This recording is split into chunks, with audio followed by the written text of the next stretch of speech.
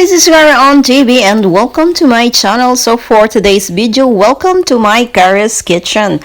Ayan mga guys, for today's video ako ay gagawa ng Italian tomato sauce.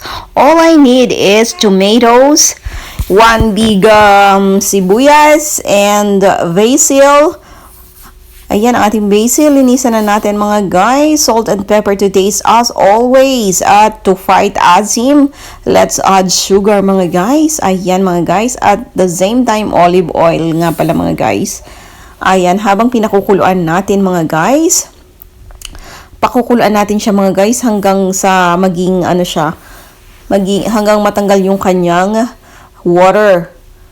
Hanggang lumambot ng very malambot yan at matanggalan ng tubig ang ating tomatoes. Ayan mga guys. At pagkatapos ay ating blender ko na nga pala siya mga guys. At ayan na ang ating tomato sauce. Kinonserve ko na rin siya mga guys. At the same time, meron ako sa freezer mga guys for winter use. Pwede siya sa tomato sauce, pasta with tomato sauce, and mga ginisa and other pizza sauce, lahat ng type of sauce, pwede mo siyang gamitin mga guys, ang ating tomato sauce. Please like, subscribe, and comment on my channel, Kara on TV. Bye mga guys, please support my channel. Thank you, bye!